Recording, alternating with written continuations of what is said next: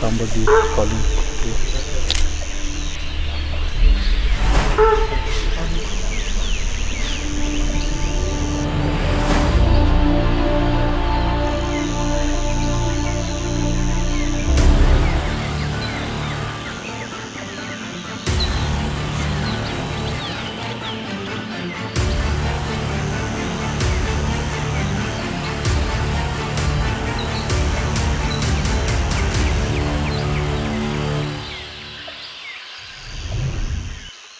तो शुरू करते हैं Bandhavgarh safari.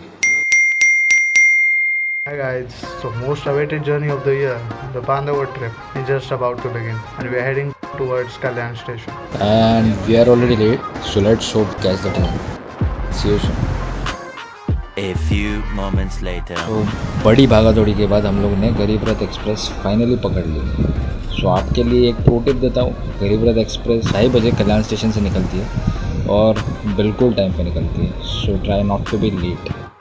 Okay, so guys, he is our tour leader, so he will be guiding us towards our journey forward to Bandhavgarh. Hi guys, so this is Rohan Sangle from Wild Nomad and we are heading towards Bandhavgarh. Place जो है वो उसके tigers के लिए काफ़ी मशहूर है। Like tigers वहाँ पे बहुत ज़्यादा नंबर्स में दिखते हैं एंड अदर मैमल्स भी हैं वहाँ पे, बर्ड्स भी दिखते हैं। सो आपको सबसे मिला देता हूँ एक बार। गाइस से हाय। हाय, हेलो। और कुछ इस तरह से हमारा ये सफ़र शुरू हुआ।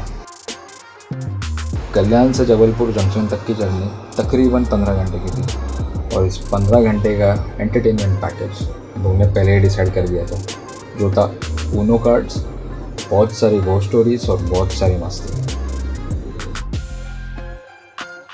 One eternity later. जैसे ही हम लोग जबलपुर जंक्शन पहुँचे, वहाँ के ठंड ने हमारा बहुत अच्छा वेलकम किया। लेकिन सफ़र अभी तक ख़त्म नहीं हुआ था क्योंकि नेशनल पार्क जबलपुर जंक्शन से 130 किलोमीटर दूर था और ये डिस्टेंस कवर करने के लिए द वाइल्ड नोमैड ने हमारा इंतज़ाम पहले से ही कर दिया था। So if you are travelling with Wild Nomad, they have got your back covered. So hi guys, good morning.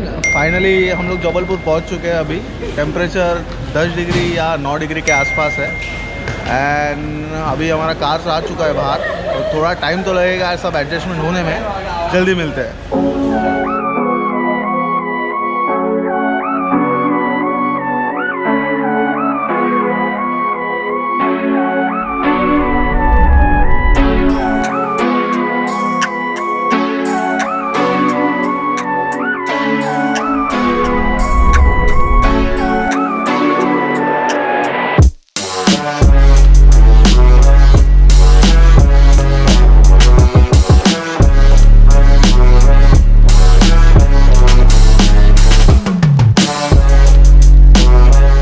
यहाँ का अभी बेसिक जो नाश्ता है जिसे पोहा जलेबी कहते हैं, वो जस्ट अभी करके हम लोग अभी बांधवगढ़ के लिए निकल रहे हैं।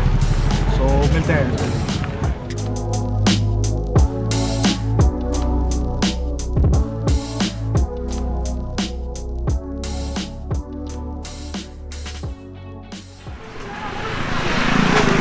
ओके, सो फाइनली हम लोग पहुँच चुके हैं। जैसे आपने देखा, होटल पवन, जो एक बजट फ्रेंडली होटल है बांधवगढ़ के ताला एरिया में। ये ताला विलेज है। सो अभी हम लोग सफारी की तैयारी में लग जाएंगे थोड़ा। अपना पहला सफारी दोपहर 2 बजे है और फिर थोड़ा रेस्ट करके लंच वगैरह करके अपन सफारी के लिए निकलेंगे।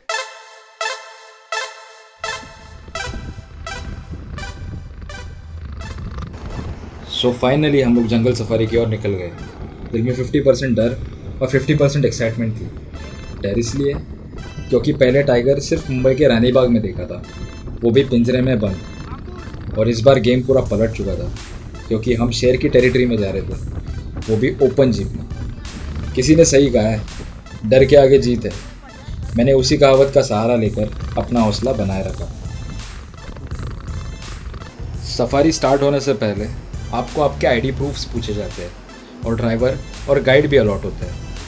अगर आप सफारी पे पहली बार जा रहे हो तो मानो कि इन्हें जंगल का 90% कोना कोना पता होता है और टाइगर्स की स्पॉटिंग कहाँ होगी ये भी। अब उस पर आपका 10% लक भी जोड़ लो।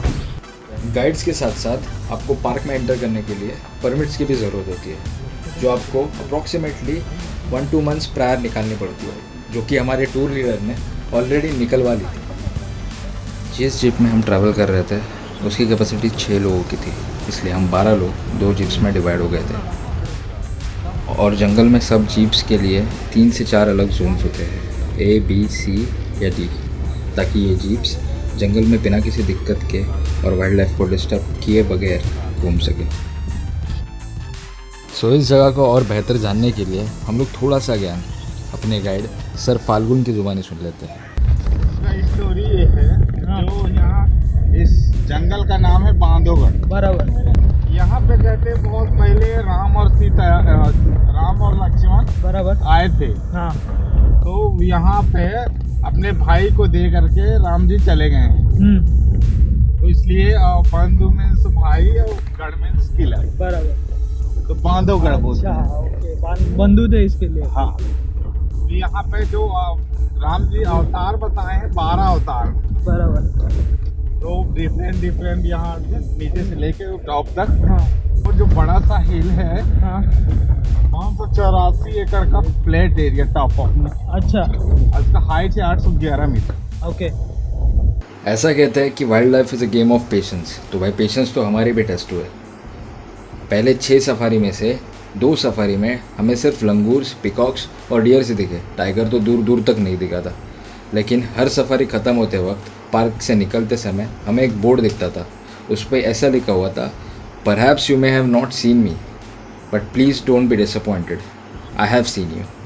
और यही बोर्ड दिल को तसल्ली देता था कि यार अगले सफारी में टाइगर ज़रूर स्पॉट होगा।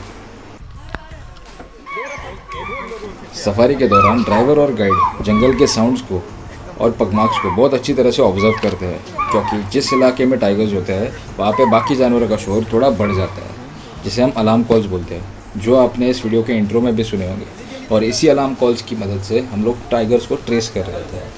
सो गुड मॉर्निंग गाइज, ये सेकेंड सफारी का स्टार्ट है। जैसे आप देख सकते हैं कि हम लोग मल्टीपल लेयर्स में है थर्मल क्लोथिंग के।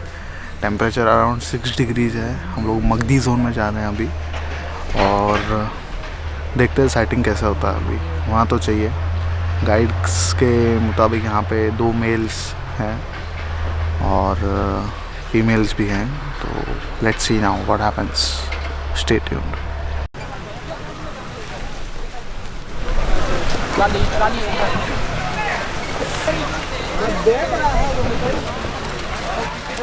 फाइनली बहुत सारे पेशेंस के बाद हमें कई टाइगर स्पॉट हुए और इसी एक्सपीरियंस के साथ हमारी सफारी ख़त्म हुई। इतना ही नहीं, हमें कई अच्छे फ़ोटोग्राफ्स भी क्लिक किए, जो कि आपकी स्क्रीन पे आ रहे हैं। 3, 2, 1।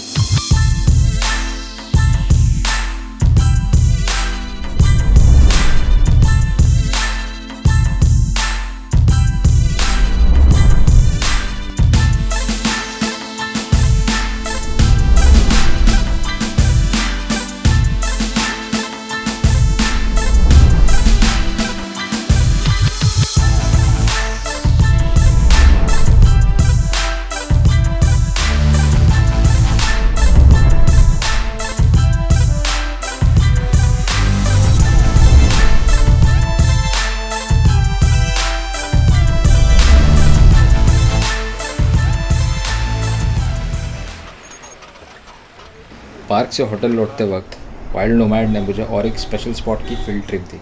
Hello people, so we are headed towards Pagdandi, a hotel in Bandhavgarh. So Rohan is taking us there. Pagdandi, जी हाँ, पगदंडी का मतलब होता है foot rails and this resort is named after the same. तो भक्तजनों, आइए let's take a tour of this beautiful place mister Happy की जुबानी। How long does this take? This kind of wall, like finishing, it takes over 1 month to complete in the entire lodge. First we have to paint twice in a, then we have to push this husk against of the wall. Okay. So it's pretty hard work, and you every guys- year where okay. we have to do it. Every year? Every year. In monsoon it gets very bad, Okay, okay. so it takes time. But it looks nice. And these are from MP Tiger Foundation. Okay. So we are also helping like NGOs also. So whatever revenue we get from this stuff, Okay. it is directly given to the NGOs NGO. without any profit. Yeah. That's So we are selling on their behalf. okay. So there are also events here. Yeah. So we organize when we have quite 70% occupancy. Okay. Then we call for a troupe of these Baga dancer. They Okay, come here, perform, and then sometimes we play documentaries in that area also with a Okay. push dinner. We do have our butterfly garden also. So we're trying to grow more of the flowers. So that's why another reason is not to use any kind of pesticide. If we use pesticide, it must kill a lot of butterflies also. Okay. Collecting all the dry leaves and waste of the kitchen garden, and we're trying to make our own fertilizer. Because in India we are more need organic food. What a place, man. What a place.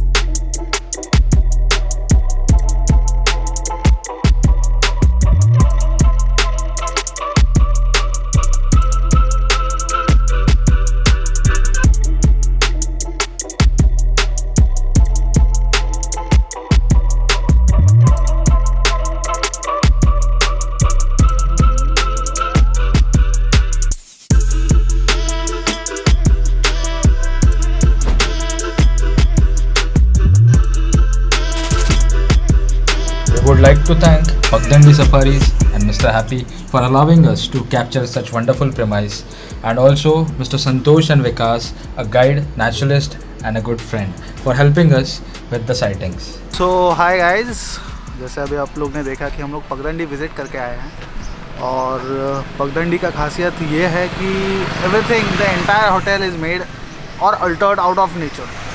और जैसे आप देख रहे हैं कि यहाँ के जो वेजिटेबल्स है, यहाँ के फ्लावर्स है और यहाँ के जो मसाले वगैरह जो खाने में डलते हैं वो सब ये लोग खुद बना रहे हैं और खुद उगा रहे हैं। So which is a good thing. और इसमें बेस्ट पार्ट ये है कि जैसे हैप्पी जी ने आपको बताया कि उसमें किसी भी तरह का पेस्टिसाइड वगैरह कुछ यूज़ नहीं हुआ है। सो जो भी है नेचर को यूज़ करके ही हुआ है और नेचर का हेल्प लेके ही जो ग्रो हो रहा है। मतलब एक भी पार्ट ऐसा नहीं है अपन बोल सकते कि जो आर्टिफिशियल चीज़ों से बना है। Go down to description box, आपको वहाँ पे आदित्य सब लिंक्स, इन्फॉर्मेशन और वेबसाइट का एड्रेस दे सकता है। We travel not to escape life, but for life, not to escape us. I hope this video was informative and might help you to explore the beautiful wildlife in Bandhavgarh. If you love the content, then do like, share, subscribe, because this will definitely inspire us and motivate us to create amazing content. With that being said, I end this amazing wildlife experience in Bandhavgarh. Hope to see you in the next video. Till then, your life is your canvas. Paint it well. Bye bye.